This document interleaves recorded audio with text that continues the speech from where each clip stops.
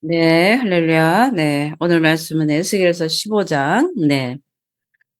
네, 에스겔서 15장 1절에서 8절 말씀입니다. 제가 봉독해 올려드리겠습니다. 여호와의 말씀이 내게 임하여 이르시되 인자야 포도나무가 모든 나무보다 나은 것이 무엇이랴 숲속에 여러 나무 가운데 있는 그 포도나무 가지가 나은 것이 무엇이랴 그 나무를 가지고 무엇을 제조할 수 있겠느냐 그것으로 무슨 그릇을 걸못을 만들 수 있겠느냐 불에 던질 땔감이 될 뿐이라 불이 그 끝을 사르고 그 가운데에도 태웠으면 제주에 무슨 소용이 있겠느냐 그것이 온전할 때에도 아무 제주에 합당하지 아니하였거든 하물며 불에 살라지고 탄 후에 어찌 제주에 합당하겠느냐 그러므로 주 여호와께서 이같이 말씀하셨느니라 내가 숲을 가운데 있는 포도나무를 불에 던질 땔감이 되게 한 것 같이 내가 예루살렘 주민도 그같이 할지라 내가 그들을 대적한즉 그들이 그 불에서 나와도 불이 그들을 사르리니 내가 그들을 대적할 때에 내가 여호와인 줄 너희가 알리라. 내가 그 땅을 황폐하게 하리니 이는 그들이 범법함이니라. 나 주 여호와의 말이니라 하시니라. 아멘. 아멘. 할렐루야. 네, 오늘 말씀은 이제 에스겔 15장으로 갑니다. 에스겔 15장 우리 1절에서 8절 말씀을 가지고 우리가 은혜를 나누도록 하겠습니다. 자, 오늘 말씀은 이 에스겔 선지자를 통해서 이 예루살렘에 이제 경고를 하시는데 오늘 말씀은 이 무용한 포도나무를 비유하면서 이스라엘이 쓸모없고 가치가 없고 결국은 불살라 버려진다는 이 말씀을 포도나무 비유로서 이제 하나님께서 에스겔을 통해서 말씀을 하고 계십니다. 우리가 1절서부터 3절까지 다시 한번 읽어보도록 하겠습니다. 인자야 포도나무가 모든 나무보다 나은 것이 무엇이라 삼림 중 여러 나무 가운데 있는 그 포도나무 가지가 나은 것이 무엇이라 그 나무를 가지고 무엇을 제조할 수 있겠느냐 그것으로 무슨 그릇을 걸못을 만들 수 있겠느냐 이렇게 말씀하시는데 이제 예루살렘을 포도나무에 비유를 하면서 어떤 제목으로 쓸 어떤 집을 짓던 어떤 그런 제목으로서 쓸 수 있는 그런 제목감이 아니다 이렇게 말씀을 하는 거예요. 포도나무가 도대체 다른 나무와 비교를 해서 나온 것이 과연 무엇이냐 이렇게 말씀을 하는 거예요. 그래서 이 포도나무는요 나은 것이 없어요. 나은 것이. 그렇죠?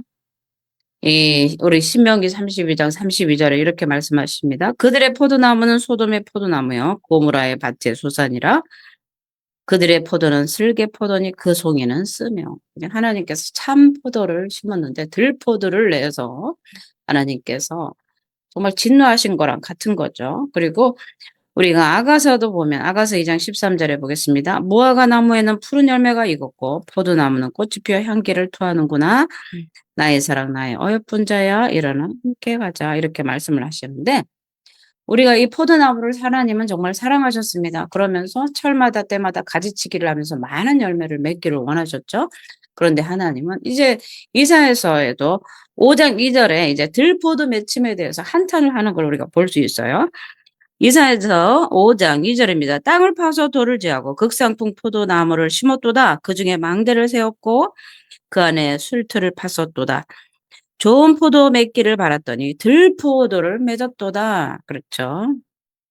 그래서 하나님은 예수계를 통해서 포도나무에 그 비유를 하면서 이스라엘의 쓸데없음을 이제 말씀을 하는 거예요. 그래서 아름다운 나무가 회파가 되고 괴물이 되었고요.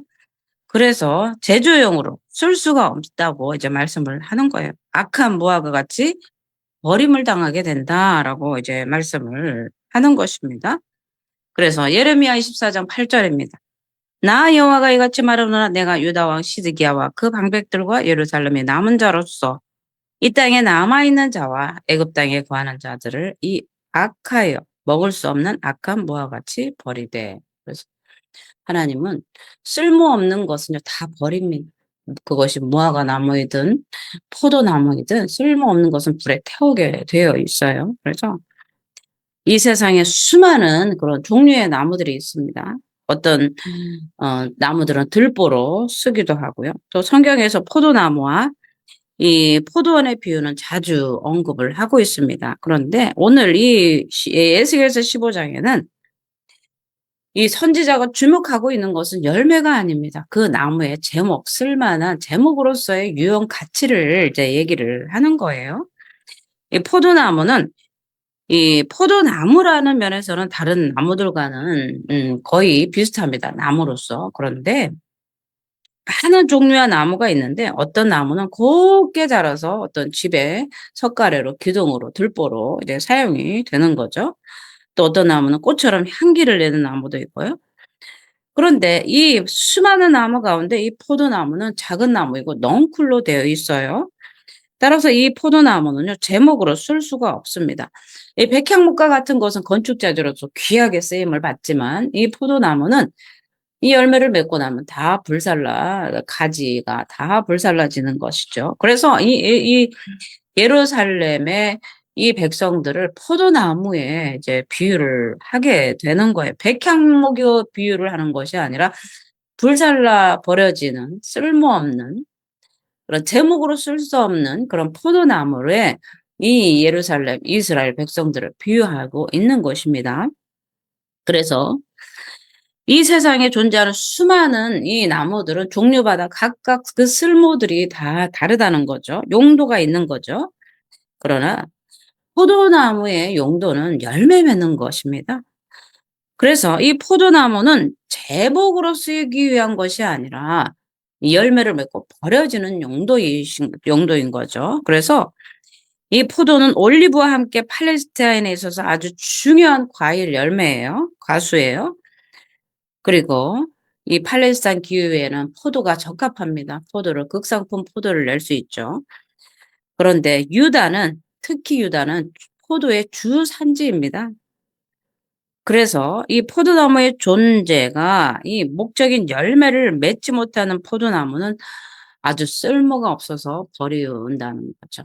어떤 나무이든지 열매를 맺지 못하는 나무는 다 말라 버리는 거죠. 예수님도 성전에 올라가시면서 그 잎사귀만 무성한 나무, 무화과 나무를 보시면서 그 무화과 나무를 잎사귀만 무성한 나무를 저주했을 때 예, 무화과 나무가 성전에서 내려올 때는 이미 말라져 있었지 않았겠습니까? 그래서 이 열매 맺지 못하는 포도나무는 더 이상 쓸모가 없기 때문에 뽑혀서 불에 던져질 수밖에 없다라는 것이지요. 포도나무는 이 다른 나무와 비교해서 어떤 다른 것을 걸 수 있는 그런 제목도 못 된다는 거. 그냥 단지 포도 열매를 맺는 그런 목적으로만 포도나무가 사용이 된다는 것입니다. 그래서 오늘 이 하나님께서 에스겔을 통해서 비유로 된 이 예루살렘은 정말 하나님은 비유로 성경에서 많은 이야기를 하고 있어요. 그래서 예수님께서도 영적 진리를 설명하기 위해서 계속 비유로 말씀을 하시죠. 산성수훈에서 뭐 진주장사 이야기, 그물, 고기 잡는 자, 또 천국에 대해서 또 씨 뿌리는 자의 비유, 천국은 마치 이제 진주장사와 같다. 이렇게 모든 것들을 이제 비유로 예수님은 잘 말씀을 해 주셨어요. 그런데 이 새로운 진리를 전달하기 위해서 하나님은 이 에스겔을 통해서 이 수사법을 사용을 하였습니다. 그리고 엄격한 의미에서 이 비유들은 이 발전된 직유나 은유입니다. 그래서 이 비유는 이미 사용되고 있는 일반 진리로부터 구체적인 의미를 끌어내죠. 그렇기 때문에 이 비유를 통해서 많은 사람들이 이 진리를 발견하게 되고 또 이해할 수 있도록 하는 거죠. 그래서 하나님은 이 팔레스타인의 가장 흔한 포도나무를 통해서 이 예루살렘의 무익한 이 나라를 하나님은 지금 경고를 하시는 거예요. 우리가 이제 에스겔만 보면은 하나님은 왜 이렇게 이스라엘을 이렇게 진노하시고 심판하시는지 이해가 잘 안 갈 수도 있지만 우리는 이 예레미야를 통해서 계속해서 하나님은 우상 숭배에 대한 경고를 하셨습니다. 그리고 느부갓네살이 1차, 2차, 3차에 걸쳐서 이 유다를 완전히 멸망시키지 않았습니까? BC 586년에 유다는 완전히 멸망했습니다. 그런데 지금 에스겔은 2차 포로 중에 있습니다. 바벨론 중에 있습니다. 바벨론 그발강가에서 하나님께서 그 영으로, 하나님의 영으로 에스겔을 들어서 예루살렘의 성전 가운데 동서남북 북문에서 우상숭배하는 모든 현장을 적나라하게 에스겔을 통해서 보여주시고, 그들의 우상숭배의 그 실상들을 정확하게 보여주셨고, 하나님께서 왜 심판할 수밖에 없는지에 대한 이 심판의 필연적인 이런 이유들을 에스겔의 눈을 통해서 계속해서 보여주시고 있는 거예요. 오늘은 어떻습니까? 오늘날은 우리가 에스겔이라는 이 구약의 이 말씀을 통해서 우리에게 성경의 렌즈를 통해서 이스라엘의 현장을 적나라하게 우리로 하여금 보게 하시는 거예요. 그래서 이 우상숭배의 죄가 얼마나 하나님 앞에 진노를 받을 것이고 정말 끝없는 악행이란 사실을 우리의 그 성경의 렌즈를 통해서 그 현장을 우리로 하여금 보게 하시는 거예요. 우리가 이스라엘 현장에 그 당시에 가지 않았지만 우리는 이 성경의 렌즈를 통해서 이스라엘의 실상을 보고 있는 거예요.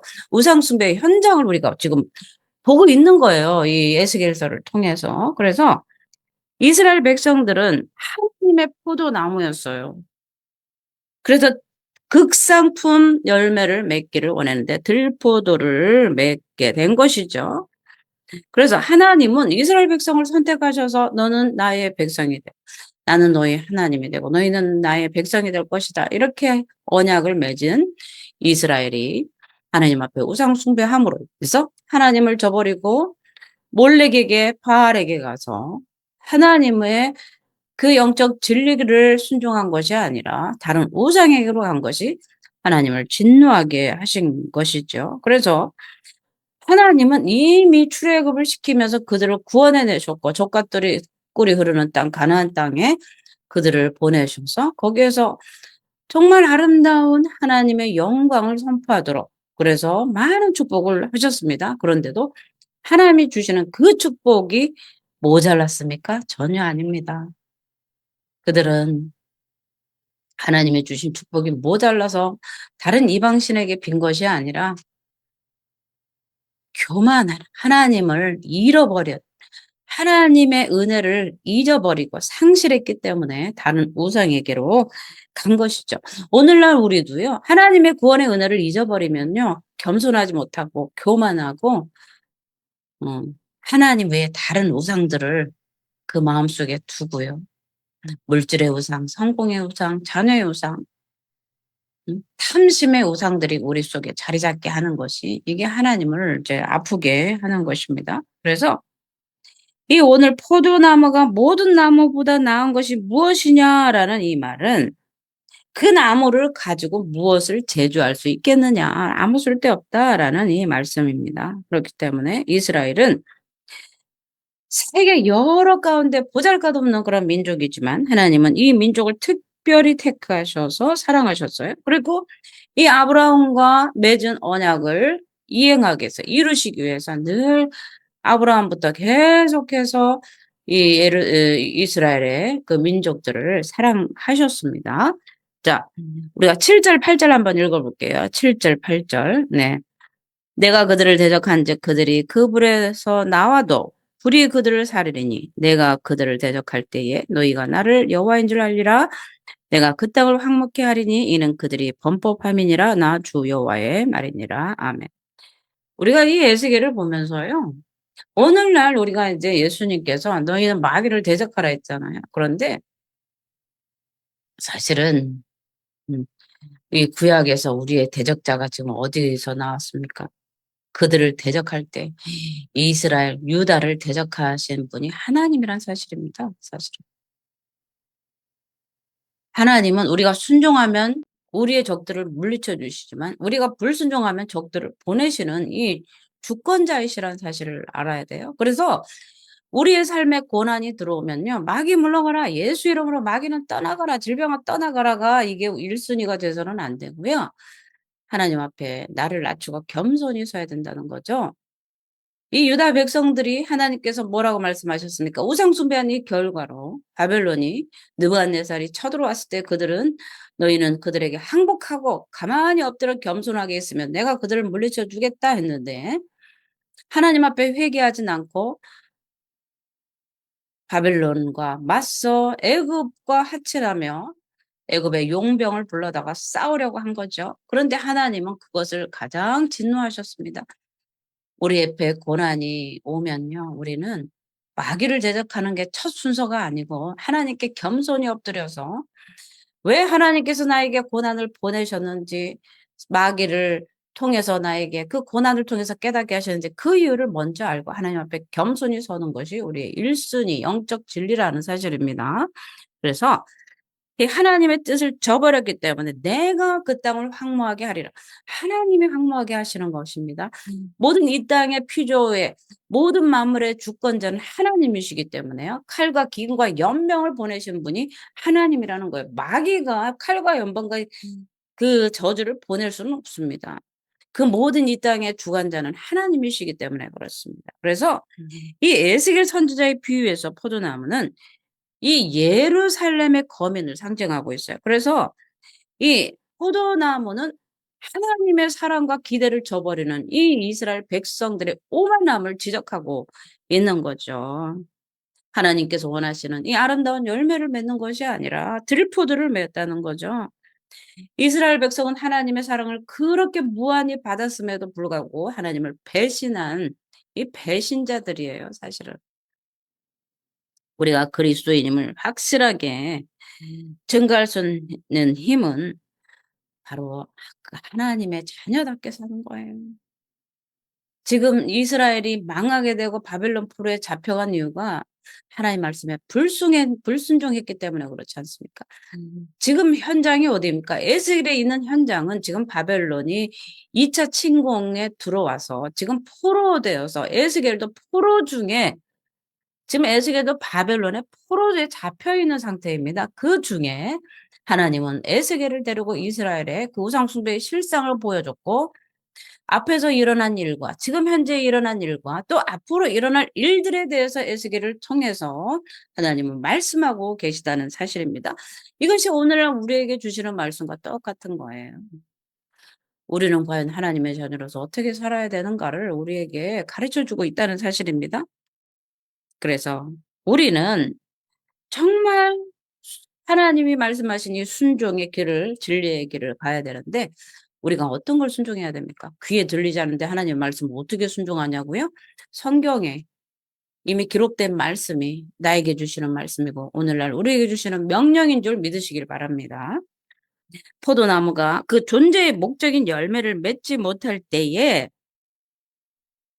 뽑혀지고 태워지는 것처럼 하나님의 기대에 어긋난 이스라엘 백성들을 하나님은 버리신 거예요, 지금. 바벨론으로 잡혀가게 하셨어요. 그러나 그 하나님의 진노 가운데는 뭐가 있다고 그랬죠? 하나님의 심판 뒤에는 사랑이 있다는 거예요. 사랑이 있기 때문에 심판하는 거예요. 그래서 사생자는 징계하지 않습니다. 그러나 친자식은 징계하시면서 훈계하시고 바르게 살아가기를 원하시기 때문에 우리가 에스겔을 쭉 봤으면 이해가 될 것입니다. 왜 하나님은 이스라엘, 유다를 바벨론의 포로로 잡히게 했는가? 그래서 70년이란 기약을 두셨는가? 그들이 바벨론 포로에 잡혀가서 자기들의 죄를 깨달으라고 우상 숭배의 모든 가증한 것들을 숨겼던 것들을 벗어 던지고 하나님 앞에 거룩하게 나오기를 바라는 마음에서 하나님은 눈물을 머금고 그들을 바벨론으로 포로로 잡혀가게 한 것입니다. 버릇 고치려고요. 우상 숭배의 그 가증한 버릇을 단단히 고쳐야 되기 때문에 이 하나님은 마지막 카드 바벨론의 포로라는 이 카드를 썼고 바벨론이 완전히 예루살렘의 천공에서 들어와서 불태우고 정말 칼로 그들을 다 죽이게 하신 것이 아니겠습니까? 하나님은 아무리 우리도 마찬가지입니다. 예수 그리스도를 통해서 구원의 축복을 받았지만 끝까지 불순종하느냐 순종하느냐는 우리의 믿음의 선택에 달려 있습니다. 하나님의 뜻을 저버린 불순종은 하나님의 모든 약속을 무효화시킨다는 걸 아셔야 됩니다. 우리가 집 한 채 아파트를 계약해도 부동산에 가서 계약을 했는데 도장 찍었는데 한 사람이 파기하면 그 계약은 무효가 되는 것입니다. 이것이 계약입니다. 하나님과의 우리도 예수 그리스도를 통해서 피로 맺은 약정을 한 거예요. 이것이 바로 언약입니다. 예수와 맺은 언약을 우리가 우상 숭배라는 그러한 죄를 범함으로써 그 약속을 깬다면 그 계약은 파기가 되는 것입니다.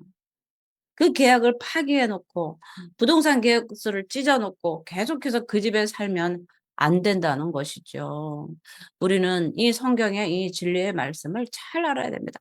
하나님은 그냥 참아내 주시고 참아내 주시고 기다려 주시니까 막연히 그러시는 게 아니라 하나님은 때로는 이렇게 매를 들어서 예루살렘이 바벨론으로 아이 소리 못하게 이 포로로 잡혀가서 그들이 그곳에서 울며 하나님 앞에 통곡하기를 하나님은 원하시는 거죠. 우리가 시편 137편에 우리는 바벨론 강가에서 울었다네. 아, 이들이 술을 따르면서 너희가 시온에서 불렀던 노래 한번 불러보라고 하네. 그래서 그들이 뭐라고 했습니까? 내 입이 입천장에 탁 달라붙었으면 좋겠다 하지 않았습니까? 어떻게 내가 이곳에서 하나님 앞에 불렀던 그 시온의 노래를 부를까? 바벨론 강가에서 울었다네. 이 시편 기자가 그렇게 그 슬픔의 노래를 거기다 기록하지 않았겠습니까? 그리고 나서 바벨론 포로에서 돌아와서 느헤미야를 통해서 성벽을 건축하고 에스라를 통해서 수문 광장에서 성경 말씀이 들려질 때 온 백성이 일어나 아침부터 저녁까지 9시간, 장장 9시간 하나님의 말씀을 들으면서 통곡하면서 울었을 때 에스라가 여러분 울지 마십시오. 오늘은 하나님의 성일이니 오늘은 단 것을 먹고 기뻐하십시오.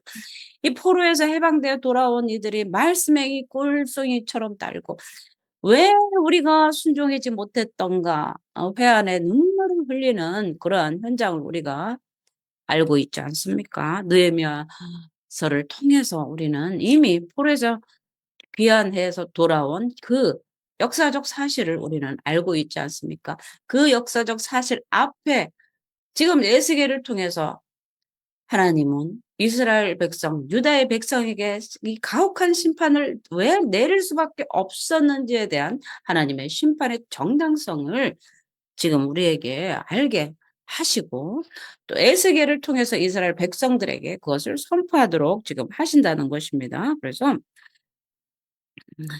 이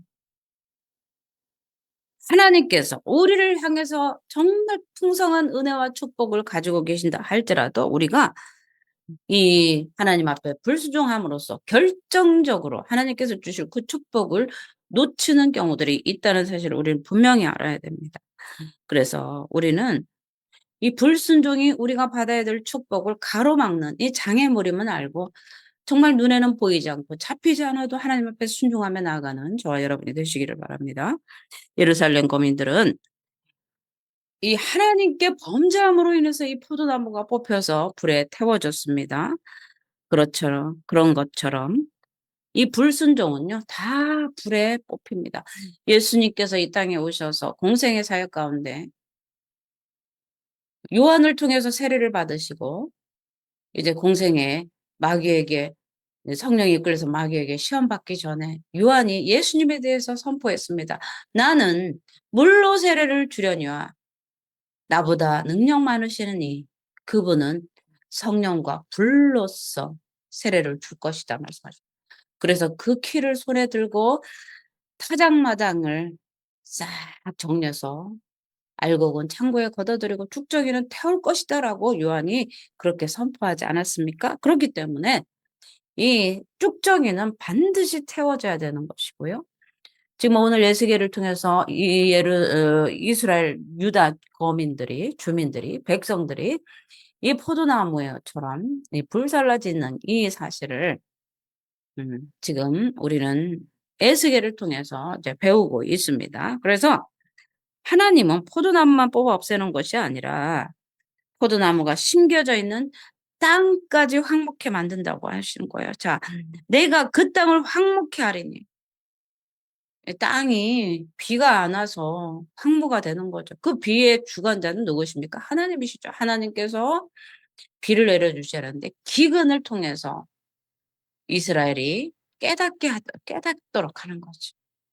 그렇기 때문에 땅까지 황무케 하겠다고 말씀하십니다. 하나님께서는 이 이스라엘의 교만함을 꺾으시고 불순종을 꺾으시고 그들을 깨우치시려고 이미 북이스라엘을 망하게 하셨고요. 그런데도 그 망하는 북이스라엘을 보면서 유다도 똑같이 그의 길들을 갔다는 거예요. 불순종의 길을 갔다는 것입니다. 우상 숭배의 길을 갔다는 것입니다. 예루살렘마저도 하나님께 대한 율법을 버리고 명령을 버리고 신실함을 버리고 거룩함을 버렸기 때문에 하나님은 이들을 혹독한 징계 가운데 두신 것입니다. 이 땅은 우리 인생의 터전입니다. 그렇기 때문에 땅이 황무케 된다는 것은 모든 인생이 허망하게 된다는 것입니다. 아무리 씨를 뿌려도 나지 않는 그런 땅. 이 저주의 땅이 바로 황무의 땅이 아니겠습니까? 그래서 모든 삶이 허망하게 된다는 것입니다. 그리고 그 땅이 황무화되는 것은 이 저주를 얘기하는 거예요. 우리가 신명기 28장을 분명하게 읽으면 순종의 복과 불순종의 저주를 분명하게 기록하고 있는데 불순종할 때 주시는 그 저주는 너무나 험악한 것이라는 것이죠. 그래서 오늘 이 에스겔 15장 짧습니다. 1절부터 8절까지 짧지만 이 안에 하나님의 놀라운 이 아픔이 숨겨져 있는 것 같아요. 자기 자식을 징계할 수밖에 없는 이 하나님의 마음이 정말 전해지고요. 또 우리가 과거에 우상 숭배함으로 인해서 하나님을 아프게 하고 하나님의 불순종했던 그 사실을 알고 우리가 밤마다 또 날마다 하나님 앞에 우상 숭배의 죄를 회개하고 또 우리 부모들의 세대들의 우상 숭배의 죄를 회개하고 있지 않습니까? 우리 세대들을 위해서 우리는 철저하게 더 하나님 앞에 순종하면서 신앙의 본을 보이고 유다와 같지 않고 오직 하나님이 바라시는 대로 하나님의 명령과 규례를 지키고 오늘날 하나님의 명령과 규례를 지키라고 했다고 율법 지키라고 했다고 그렇게 따지지 마시고 과거의 율법과 예수님이 주신 율법은 똑같습니다. 다만 그 희생제물, 속죄의 희생제물이 예수로 바뀌었다는 사실인 거죠. 죄를 지으면 회개해야 되는 것 당연합니다.